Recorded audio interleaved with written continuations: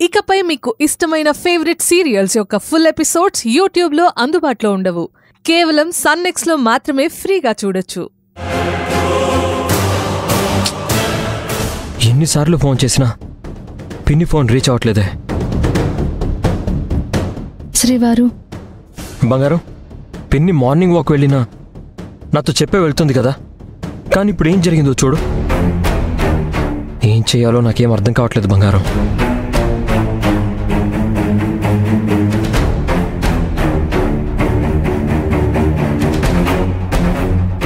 ఎన్నిసార్లు కాల్ చేసినా phone reach అవ్వట్లేదు. రే నవీన్, నువ్వు కూడా ట్రై చేయరా. చేస్తున్నాను అక్షయ్, నాట్ రీచబుల్ అని వస్తుంది. మళ్ళీ ఒకసారి చేస్తాను.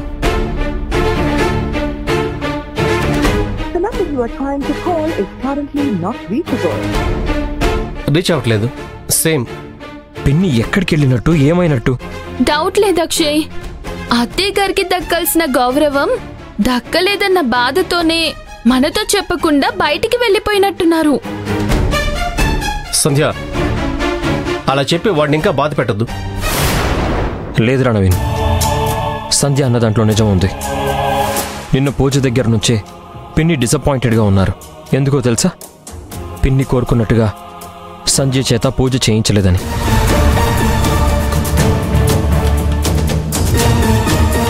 ఇందులో మన తప్పు కూడా ఉంది.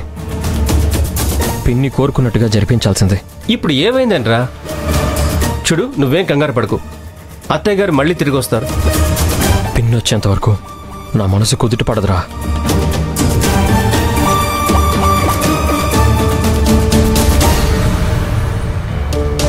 నిజంగా ఇంద్రాణి అత్తయ్య ఎక్కడికి వెళ్ళిపోయినట్టు?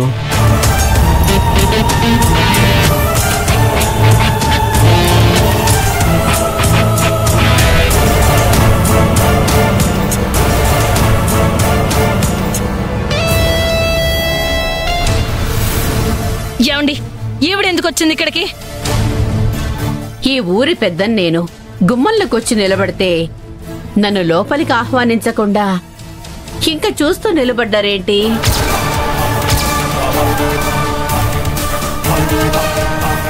మీ వల్లే నా కుటుంబం అంతా చల్లా చెదురైంది. మళ్ళీ ఏం చేయడానికి వచ్చారమ్మా?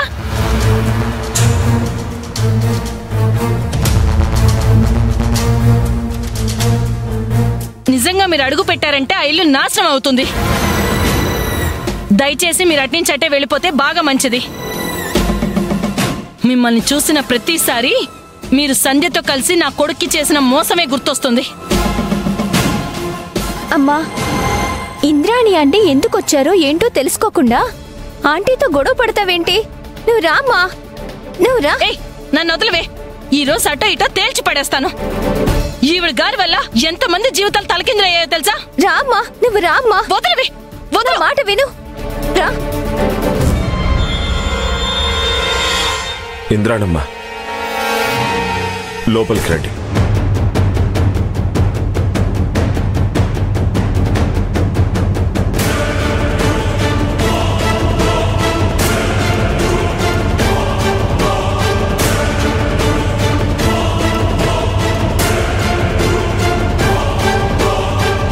ఎందుకు వచ్చావో చెప్పు. నేనంటే మీకు భయం లేకుండా పోయింది ఆనందరావు గారు. మళ్ళీ ఆ భయాన్ని మీకు గుర్తు చేద్దామని వచ్చాను. నేను మీ బెదిరింపులకు భయపడిపోవటానికి నేను చంద్రయ్యని కాదు. అసలు నువ్వెందుకు వచ్చావో చెప్పు. నీకేం కావాలో చెప్పు.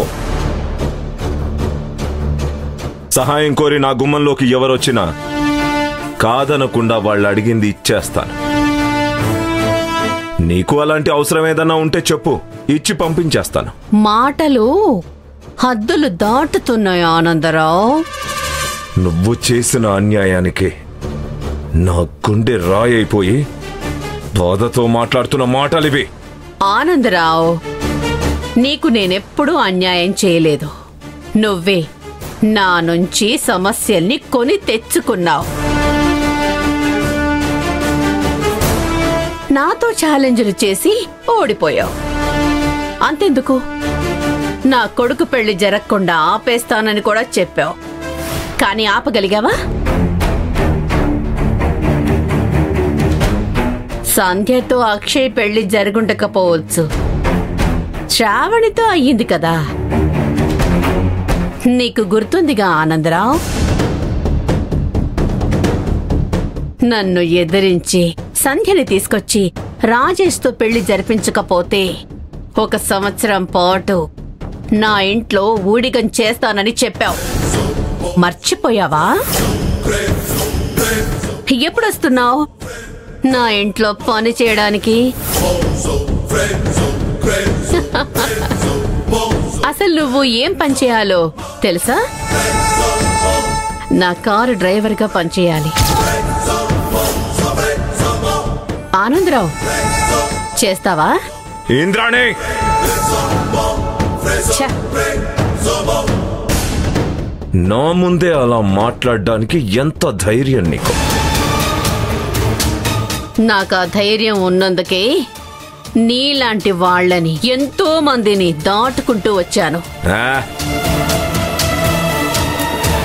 ఇచ్చిన మాట నిలబెట్టుకునే అలవాటు నీకుంటే నా ఇంటికొచ్చి ఊడిగంచెయ్య ఆనందరావు. అత్తయ్య, మీరు మాట్లాడుతుందేం బాలేదు. మా నాన్నని అవమానిస్తున్నారు. సవాళ్లు విసిరి ఓడిపోతే ఇలాగే అవమానాలు భరించాల్సి వస్తుంది దీపా.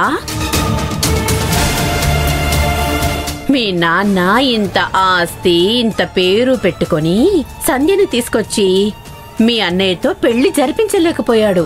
ఇంతకంటే చేతకానితనం ఇంకేం ఉంటుంది చెప్పు? మీ నాన్న చేతకానితనం వల్లే మీ అన్నయ్య ఇల్లొదిలి పారిపోయాడు. ఇంతవరకు వాడు ఎక్కడున్నాడో ఏంటో ఎవ్వరికీ తెలీదు. మీ జీవితాలు ఇలా అయిపోవడానికి కారణం నేను కాదు దీపా, సంధ్య, మీ నాన్నే. కానీ మా అన్నయ్య పెళ్లి సంధ్యతో జరగకుండా ఆపింది మీరే కదా ఆంటీ? నిజమే దీపా, ఆ పెళ్లి ఆపింది నేనే. ఎందుకో తెలుసా? సంధ్యల పెళ్లి జరిపించాలని సంధ్య జీవితంలో రాజేష్ లేకుండా చేశాను. అంటే సంధ్య విశ్వ పెళ్లి వెనకాల ముందు కూడా మీరే కదా? ఆ, నేనే దీపా. కానీ ఆ విషయం ఎవరికీ తెలీదు. మీరు చెప్పినా ఎవ్వరూ నమ్మరు. ఇంద్రాణి, ఇలాగే నీ స్వార్థం కోసం ఎంతో మందిని బలి చేశావు. ఇప్పుడు నీ వల్ల నా భార్య పిచ్చిదైపోయేలా ఉంది.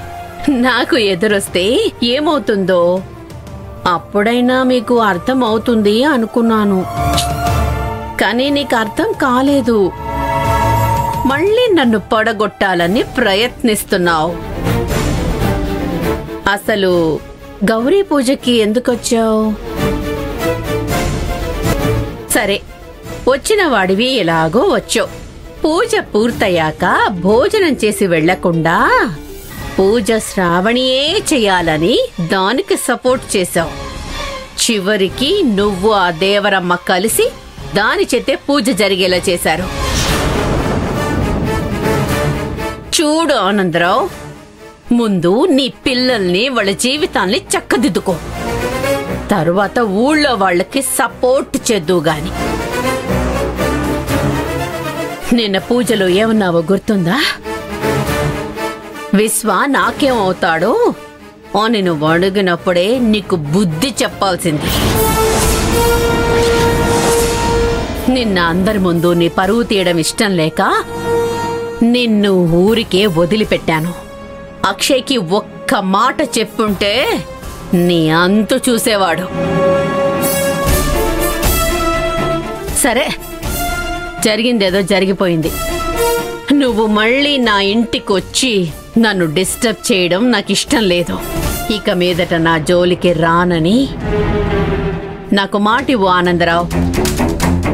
నన్ను ఓడించడానికి నువ్వు మళ్ళీ పిచ్చి ప్రయత్నాలు చెయ్యను అంటేనే నేనిక్కడి నుంచి వెళ్ళిపోతాను.